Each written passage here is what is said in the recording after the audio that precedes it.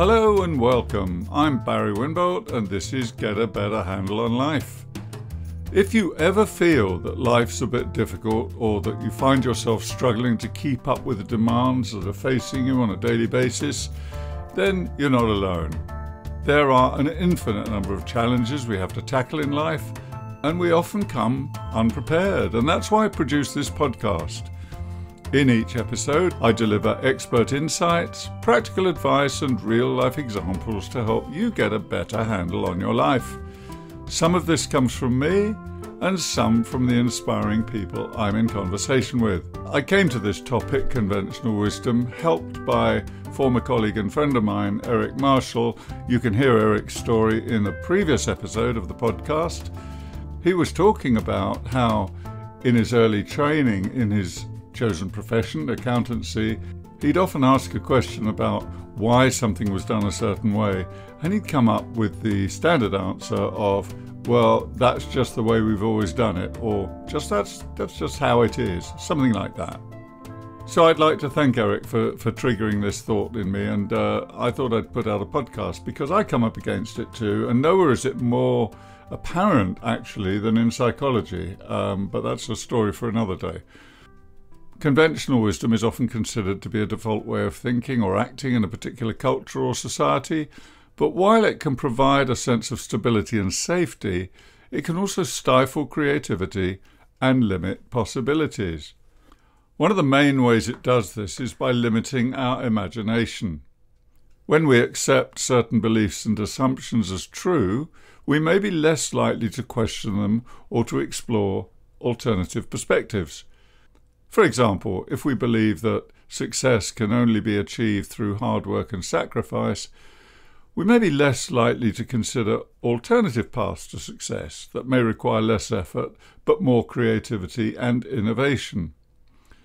I see this quite often with people who are suffering from stress because they want to do the best they can and they have a certain set of values handed down to them by their training or their life experience. And so when they run up against a problem, instead of stepping back and thinking creatively about it, they tend to push ever harder, believing that if they just work hard enough, they'll be able to get to their goal. But of course it isn't always like that. As I was saying, when people accept these beliefs without questioning, they might be less creative. And this can lead to reduced curiosity and exploration about alternative ideas, leading to a closed-minded approach that limits creativity and innovation. By encouraging critical thinking and questioning, we can challenge conventional wisdom and open up new possibilities for growth and progress. Another way in which conventional wisdom can limit possibilities is by creating a sense of groupthink. When everyone in a particular culture or society believes the same things and acts in the same way, it can be difficult to break out and consider alternative approaches. This, of course, leads to a lack of variations and diversity of thought and a reluctance to change the status quo or to challenge a situation. In a more local and a simpler version of this, it may be that in a meeting you have an idea but you don't dare bring it up because it seems like you're not conforming with what the rest of the group is saying. But consider this. Breakthroughs and progress are not made by thinking like everybody else. They're made by stepping outside. And it's precisely because we step outside the conventional way of doing things that we can open up the possibility to ourselves of doing something different and discovering something new. I'm not saying that it's always required to do that or even advisable to do that, but we should certainly be able to do that. And one way to start that type of conversation with yourself might be to ask yourself, what if? A very simple question. What if I were to do this or that? Just brainstorm it by yourself for a time or with a group if you're working with a group. Hey guys, let's just ask what if.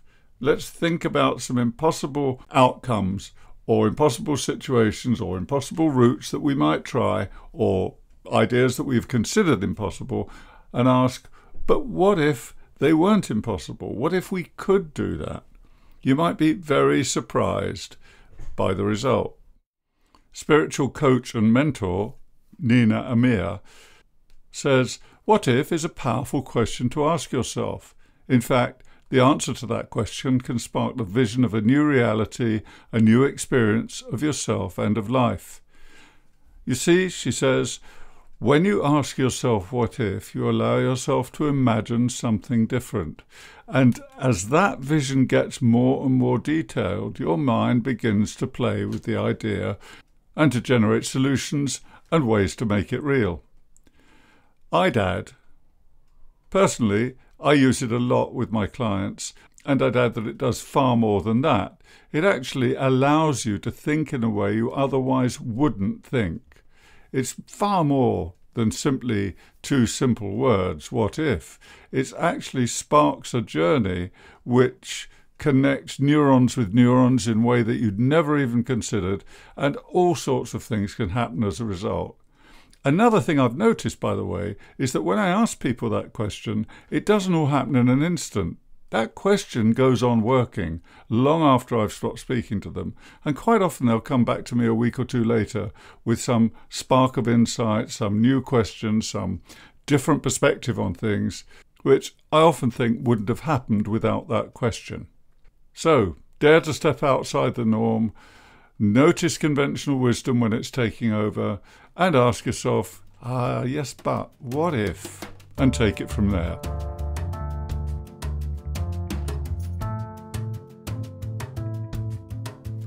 Another downside of conventional wisdom is that it can limit possibilities by creating a sense of fear or resistance to change. That's because when we're comfortable with a certain way of doing things, of course it saves us thinking. It's pretty handy, conventional wisdom. This is the way we've always done it. We'll keep to do it this way. I can do it on autopilot, all that sort of thing. And in some cases, that's absolutely fine. But the problem is, when we're comfortable with a certain way of doing things, we may be resistant to new ideas or new ways of doing things. And again, I'd go a bit further and say, we're not exercising our creative imagination. So we tend to become, we get stuck in a rut. We tend to become less creative over time if we're not flexing those intellectual muscles or those creative muscles in that way. Muscles is, of course, a metaphor here. We don't actually have a creative muscle, but you get my drift.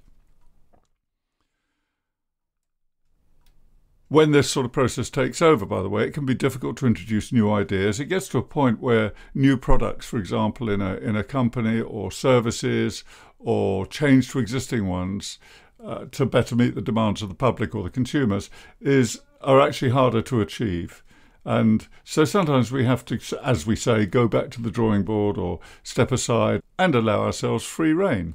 Conversely, if we don't, it can stifle creativity and discourage risk-taking and experimentation. When people invest in a particular way of doing things, they may be reluctant to try new approaches or take risks that could lead them to failure as they perceive it.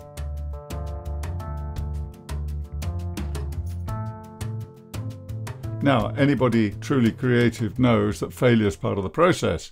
You sling all the mud pies at the wall to see which ones will stick.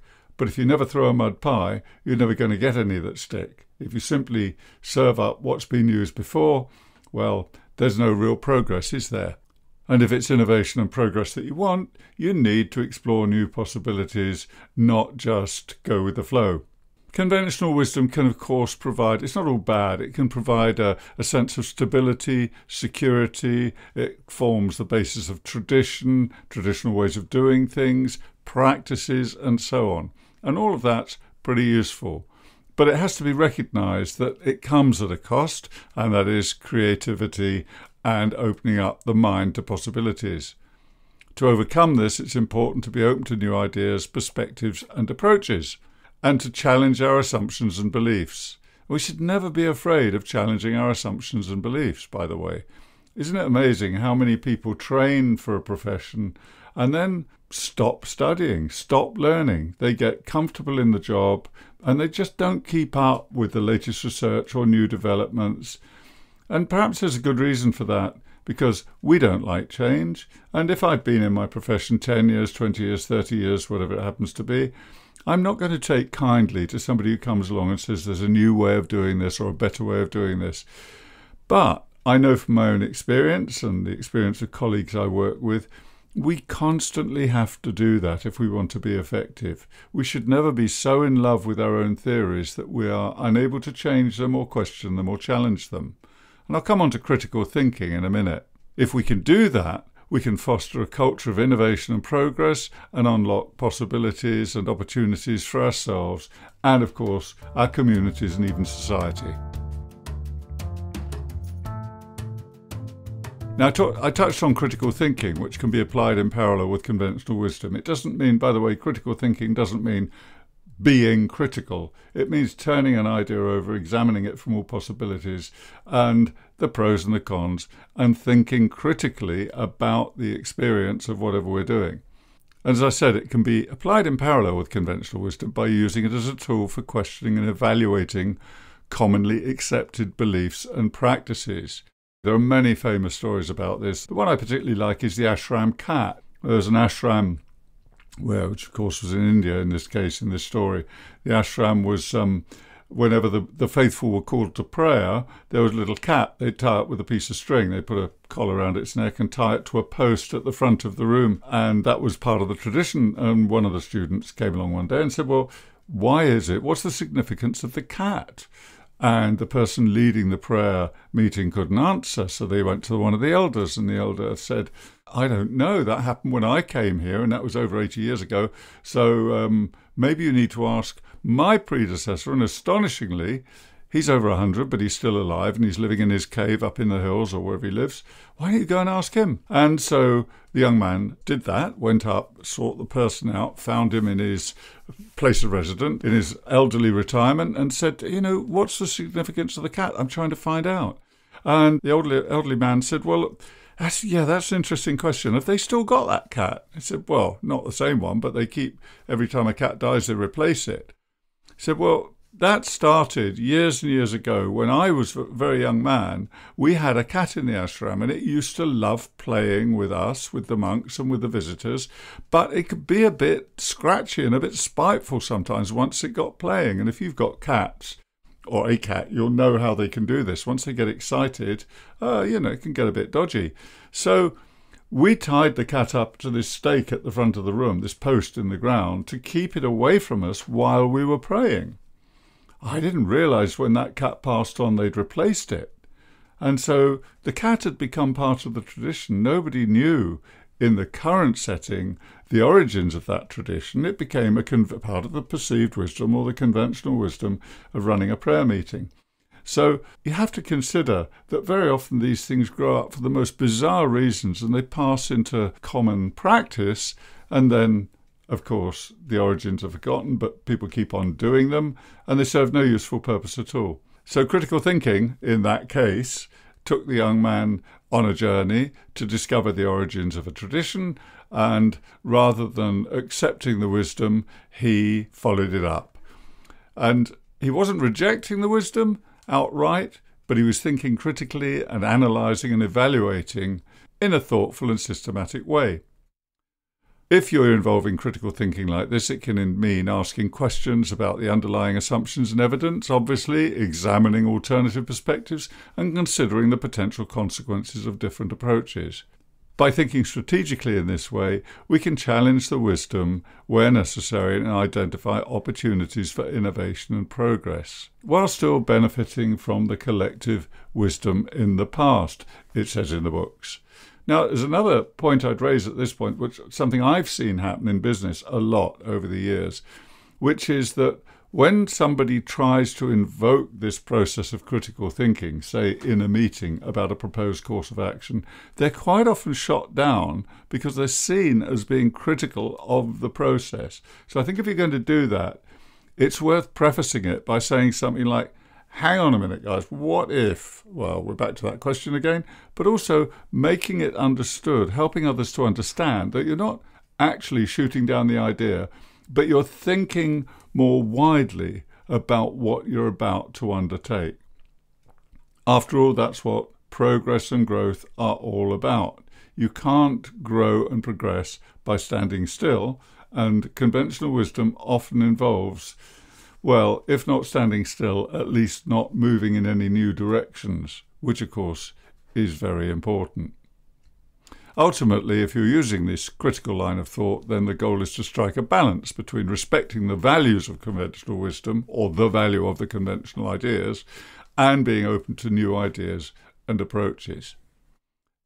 Now, there's probably a lot more I could say about conventional wisdom, but the key point I want to convey here is that there are always ways of doing things that we inherit. And many of them, we inherit them unconsciously. We don't realize that we're doing what was always done simply because that's always the way it's been done, because we've never stood back and thought about it in any other way. But we need to be free to do that in our own minds. That helps benefit us in our own growth, but it will also help benefit the system, the culture, the organization that we work in. We will be held back by fear or by being perceived as somebody who's not conforming, or somebody who is being afraid of being judged as somebody who's being critical, but that doesn't have to be the case if you present your ideas appropriately to the group or whoever you happen to be speaking to. And I really love that question, what if? I use it a lot. Well, just a minute, hang on. Yes, okay, we've agreed on that course of action, but can we take 5 minutes to discuss what if? Now, what you'll see happening at that point is most people will still cling to and come up with the old arguments. But if you can pursue it a little further, you might be surprised by the results. If it's creativity in the workplace you're after, or in any group for that matter, you might like to consider a book called The Art of Focused Conversation, published by New Society Publishers in Canada. The Art of the Focused Conversation, 100 Ways to Access Group Wisdom in the Workplace. In essence, it's a book which teaches or shows you a methodology for having non-judgmental conversations, which can really draw out the ingenuity and creativity of a group and open up all sorts of possibilities. But you have to set the scene, and this book will tell you how. I'll put a link in the podcast notes. I'm not sure if it's still published, but I've used it quite a lot in my work, and it's a brilliant model. And by the way, they've got all sorts of different templates or formats, if you like, in this book, different ways of discovering possibilities in different situations, anything from a new office decor to preparing an agenda for a meeting, planning an event, reviewing a day's training, or even holding what it calls celebrative or celebrative conversations. So that's it for this episode of Get a Better Handle on Life. I hope you found today's episode informative and useful. If there's anything I've missed or something you'd like to know more about, email me. I'd love to hear from you. And remember, you can subscribe to this podcast so you never miss an episode. You'll also find me on LinkedIn and on my website, details in the episode notes. And remember, we're all on a journey, and it's never too late to get a better handle on life. Thanks for listening, and join me again, I hope. That's all from me, Barry Winbolt. So, over and out, and goodbye.